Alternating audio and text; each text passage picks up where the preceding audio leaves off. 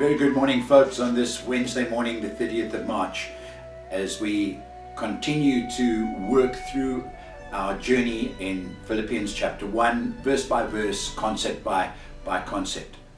And over the coming days, we're going to look at the next 4 verses, and we're going to be looking at 4 very big words, 4 very huge truths, very huge concepts in the Christian life.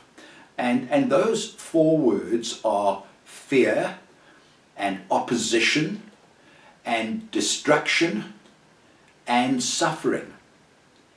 They could each be considered as negative words, if you like, but they are very real parts of our Christian experience. And Paul touches on them. So we've reached verse 28, and just the first half of verse 28, where Paul says, without being frightened in any way by those who oppose you. Without being frightened, there's the fear. In any way by those who oppose you, there's the opposition. And it's hard to understand why Christians should face opposition.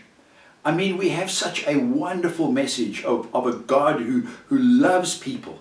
We have such a wonderful message of forgiveness and His grace and His mercy and His concern for people.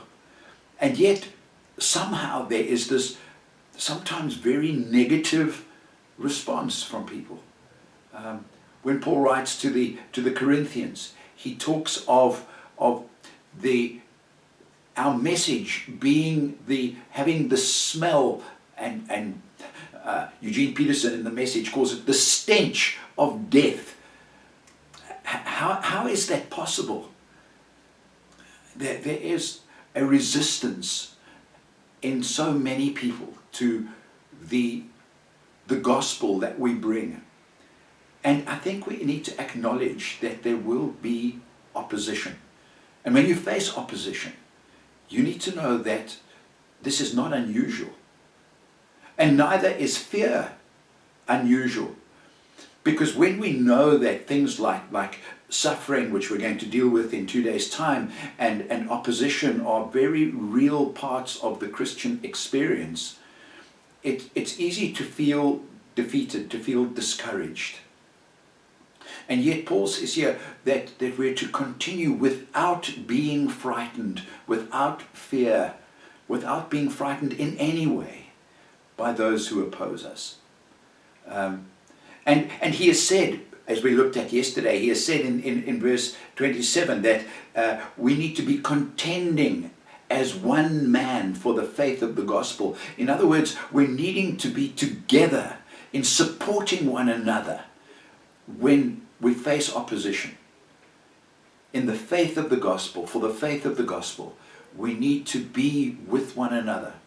And if we're to come through our being frightened, which is not unusual to be frightened of how people will react, their sneering, their mocking, their sniggering behind your back because you claim to follow Jesus, because you have confidence in the gospel. And I suppose the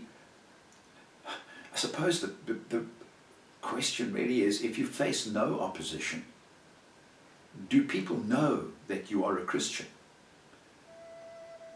But he says that when you do have opposition, don't be afraid. Don't be afraid. Get support from others. Get support from others. And as you take time out this morning, why don't you think about people around you? Do you face any opposition?